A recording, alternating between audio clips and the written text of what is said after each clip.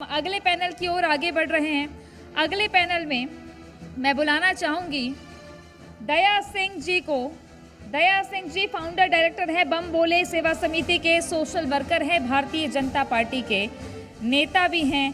दया सिंह जी, जोरदार तालियों से स्वागत कीजिए। और मैं मीनाक्षी जी से भी रिक्वेस्ट करूंगी।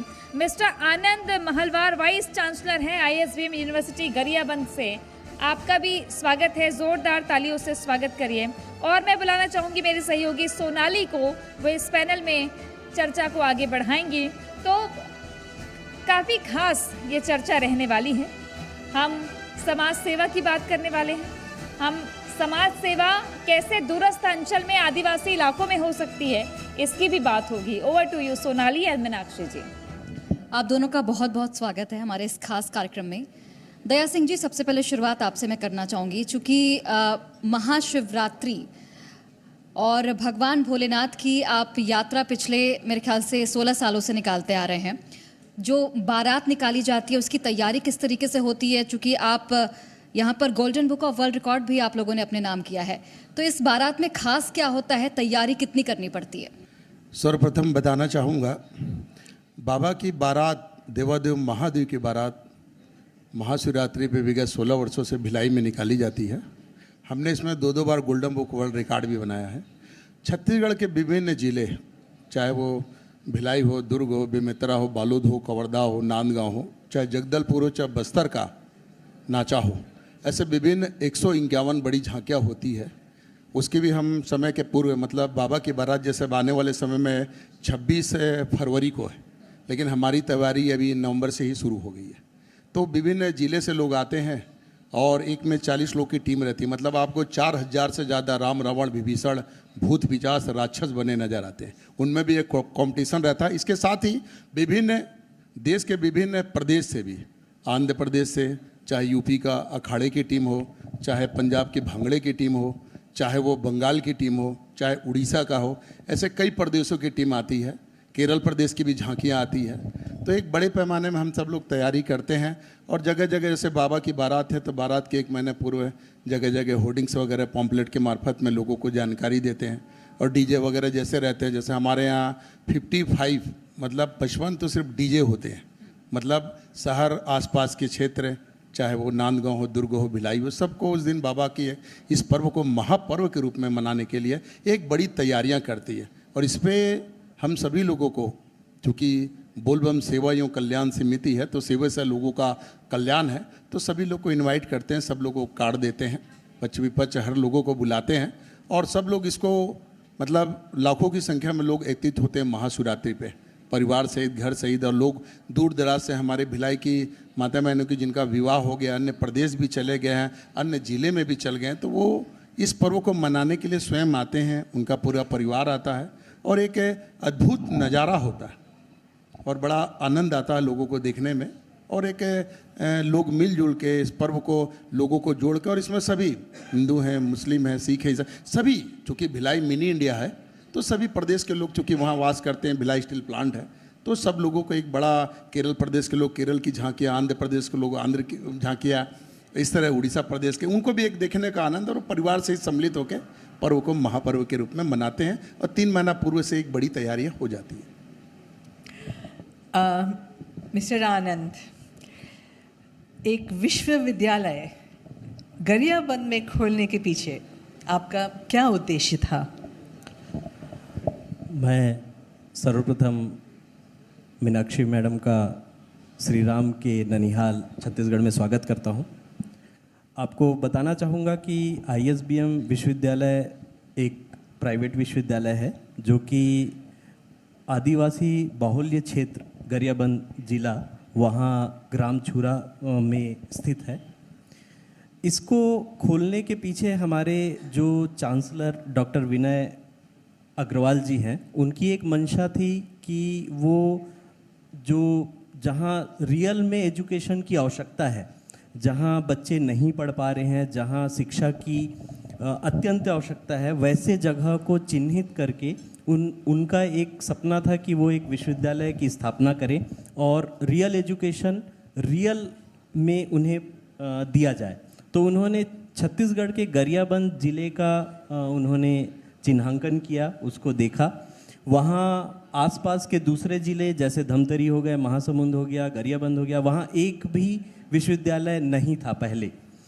ISBM विश्वविद्यालय केवल एकमात्र ऐसा विश्वविद्यालय है जो आसपास के 150 किलोमीटर के रेडियस में इकलौता विश्वविद्यालय है जो उच्च शिक्षा के नीड को कैटर करता है।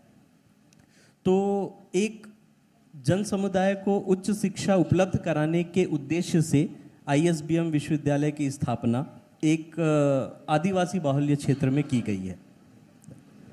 जाहिर तौर पर, और उसमें मेरे ख्याल से कई चुनौतियों का भी आपको सामना करना पड़ा होगा, क्योंकि ग्रामीण क्षेत्र में और फिर लोगों को जागरूक करना कि आपके यूनिवर्सिटी में पढ़ने आए उसके लिए काफ़ी चुनौतियां होती हैं, वो आपसे जानेंगे सर। लेकिन दया सिंह जी, मैं आपसे जानना चाहूँगी इसके पीछे का उद्देश्य क्या था, सोच क्या थी आपकी कि आपको भोले बाबा की बारात निकालनी है? क्या सोचा था आपने जब अपने पहली बारात जब निकालने की सोची थी? तो मैम, हम लोग, हमारी बोल बम समिति की टीम है, हम लोग भोले बाबा की बारात देखने कभी काशी विश्वनाथ जाते थे, कभी बाबा की बारात देखने बाबा धाम झारखंड जाते थे, कभी बाबा की बारात देखने महाकाल उज्जैन जाते थे। एक बार बारात से लौट रहे थे, ट्रेन में थे, तो एक मन में ऐसा भाव आया कि बाबा की बारात देखने हर साल हम लोग बाहर जाते हैं, तो बाबा की बारात हमारे छत्तीसगढ़ में क्यों नहीं, भिलाई में क्यों नहीं? बाबा की भक्ति का भाव तो यहाँ भी होना चाहिए। अब बाबा की बारात की एक शुरुआत मन में आया और हमने एक बड़ी टीम बनाई, और चूँकि हमारी पूरी टीम में भिलाई स्टील प्लांट में सबके पिताजी वर्कर रहे हैं, GM रहे, तो एक भाव भी था। तो एक टीम करके हमने एक छोटी, चूँकि बारात देखते आए थे कि बारात कैसे होता है, किस तरह की झांकियाँ होती, किस तरह की तैयारी होती है, किस तरह का उसमें संगीत संध्या होता है, तो एक बड़ा आनंद था। तो उसमें हमने एक टीम बनाई और टीम में एक छोटी सी शुरुआत की हमने, एक छोटा सा बाबा की बारात का। और चूँकि हमारी पूरी टीम लोग, जैसे बाबा की 12 ज्योतिर्लिंग है, तो बाबा भोलेनाथ की कृपा से पूरे 12 ज्योतिर्लिंगों का हम सब लोगों ने दर्शन किया है, चारों धाम गया। कैलाश मानसरोवर भी मैंने 7 बार होके आया है। तो बाबा की भक्ति का भाव है, अब बाबा चाहता और हम लोग कर लेते हैं। तो एक बड़ी तैयारी और लोगों का एक मन का भाव रहता है कि कहीं ना कहीं एक पर्व, महापर्व, और लोग जाने कि हमारे पुराने पुरख कैसे थे, या भगवान देवादेव महादेव की बारात कैसी थी। और बारात उस समय भूत पिचाच राक्षस नारी एक बड़ा गढ़, तो ये आने वाले पीढ़ी के लिए भी, क्योंकि आज का समय तो वो भी जाने कि हाँ देवादेव महादेव की बारात ऐसी होती थी। तो एक भाव था और भाव से एक तैयारी की, और इस तैयारी में हम लोग सब लोग बड़े पैमाने में, बड़ी टीम है हमारी, हज़ारों की टीम है, तो सब एकजुट हो जाते हैं। और इस समय लोग काम धंधे वाले लोग काम को छोड़ देते हैं, छोड़ के बाबा की उसमें लग जाते हैं झांकी है, तो अलग अलग जिम्मेदारियों के साथ के आंध्र प्रदेश के लोग जो आते हैं, तो हमको तो आंध्रा बोलने नहीं आता है, तो हमारी टीम के लोग हैं वो यहाँ से बाकायदा आंध्र प्रदेश जाते हैं, बाकायदा स्टाम्प पेपर लेते हैं, वहाँ के सरपंच को, पंच को बुलाते हैं, साइन करते हैं, एडवांस देते हैं। फिर जब वो यहाँ आते हैं तो रायपुर में उनको रिसीव भी करते हैं और लेके फिर आते, फिर वापस भोजन कराना रखना, फिर वापस छोड़ने भी जाते हैं। उड़ीसा वाले हैं तो उड़ीसा करते हैं, मतलब सबको अपनी अपनी जिम्मेदारी दी गई है, तो सब लोग बड़ी जिम्मेदारी से निर्वहन करते हैं। और ये कहीं ना कहीं बाबा की भक्ति का भाव है कि हम कुछ कर पा रहे हैं, क्योंकि ये हमारा सौभाग्य है, भाग्य है कि देवादेव महादेव की बारात, क्योंकि इंसानों को तो ऐसा भी अधिकार, बाबा देवादेव या घर परिवार में बारात निकालना मुश्किल हो जाता है, तो देवादेव महादेव की बारात, तो बाबा का कहीं ना कहीं भाव है और बाबा की भक्ति के भाव के साथ हम सब जुड़े हैं, तो कहीं ना कहीं उस भाव की भक्ति में वो चाह रहे हैं, तो हम लोग कुछ अच्छा कर पा रहे हैं। मिस्टर आनंद, उच्च शिक्षा के क्षेत्र में ISBM विश्वविद्यालय का क्या योगदान है? उच्च शिक्षा के क्षेत्र में ISBM विश्वविद्यालय मेडिकल कोर्सेज को छोड़ के बाकी सारे कोर्सेज हमारे विश्वविद्यालय में अवेलेबल है।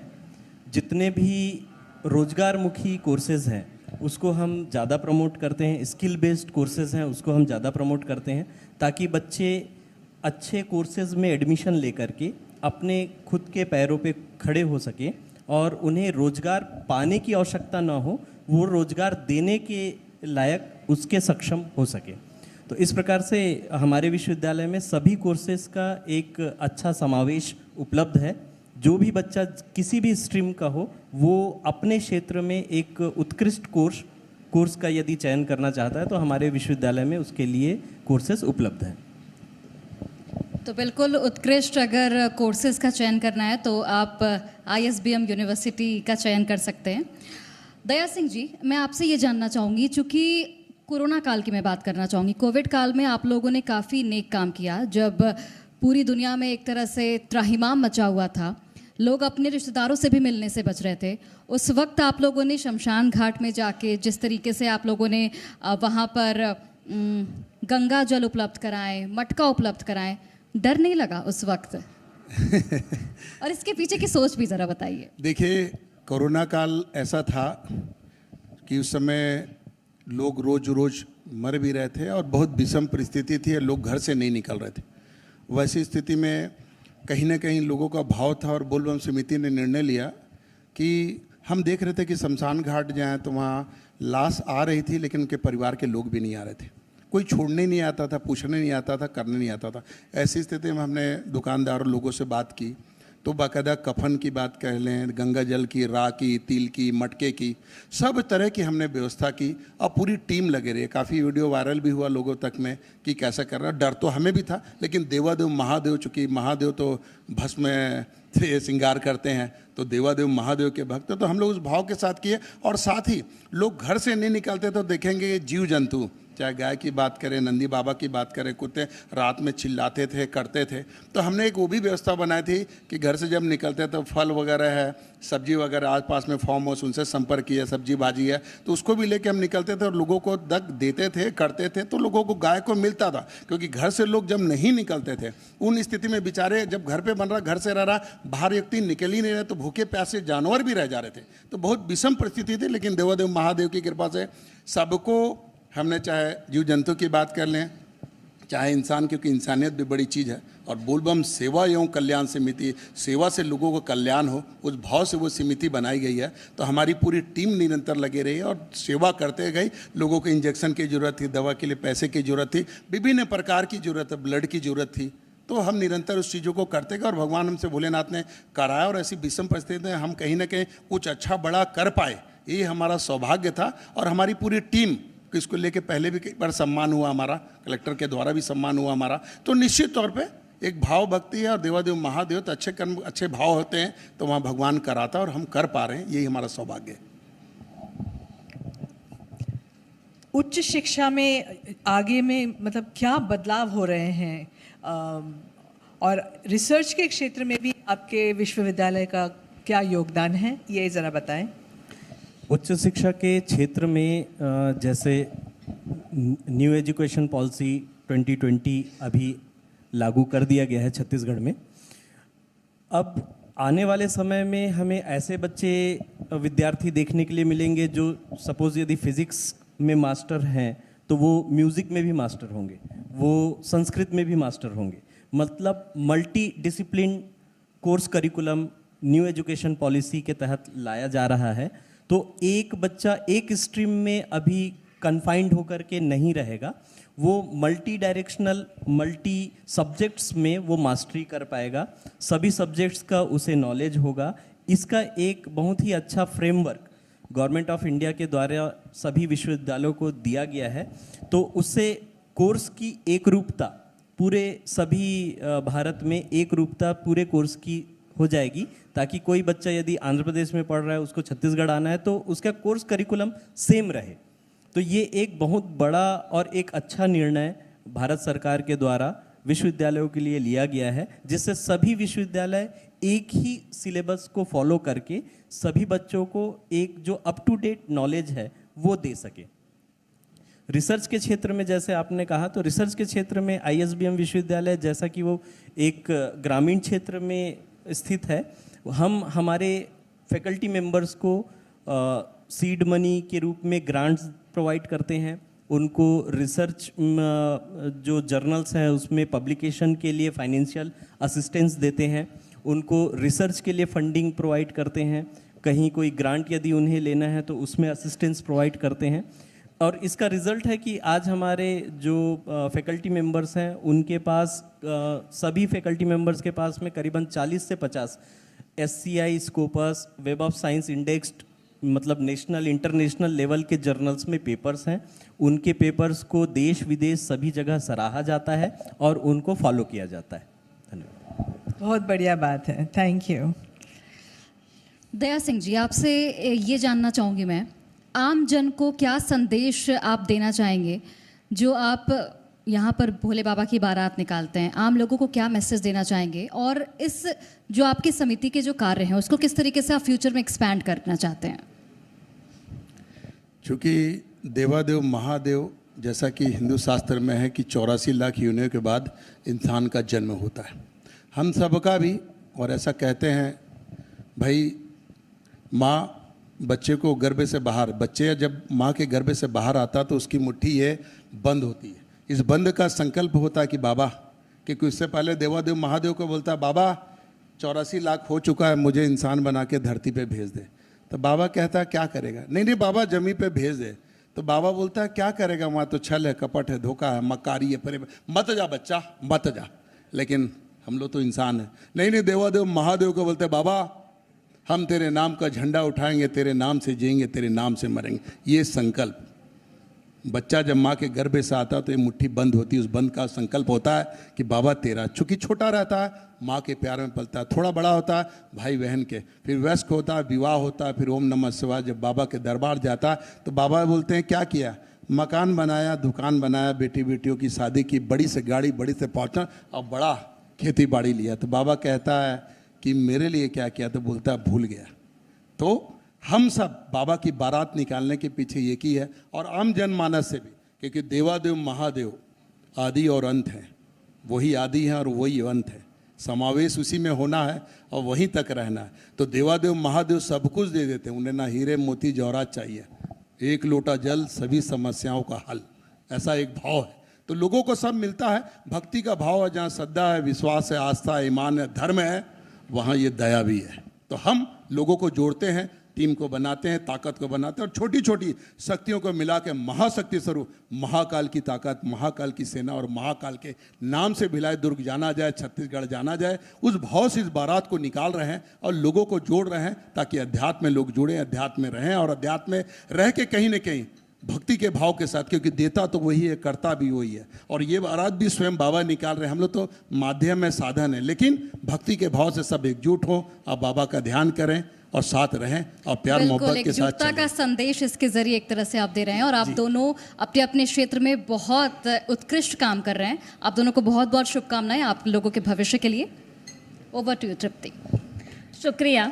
और अब बारी है हमारे मेहमानों के सम्मान की। मैं बुलाना चाहूँगी जी मध्य प्रदेश छत्तीसगढ़ के एडिटर मोहित सिन्हा जी को कि वे मंच पर आएँ और ख़ास मेहमानों का सम्मान करें। मीनाक्षी जी से भी रिक्वेस्ट है। मिस्टर आनंद महलवार वाइस चांसलर है ISBM यूनिवर्सिटी गरियाबंद के। यूनिवर्सिटी लगातार कई सालों से दूरस्थ अंचल में काम कर रही है और उन लोगों तक शिक्षा की अलख जगाना जो वाकई बड़े शहरों तक पहुंच नहीं पाते हैं, तो ISBM यूनिवर्सिटी का ये एक बड़ा उद्देश्य रहा है।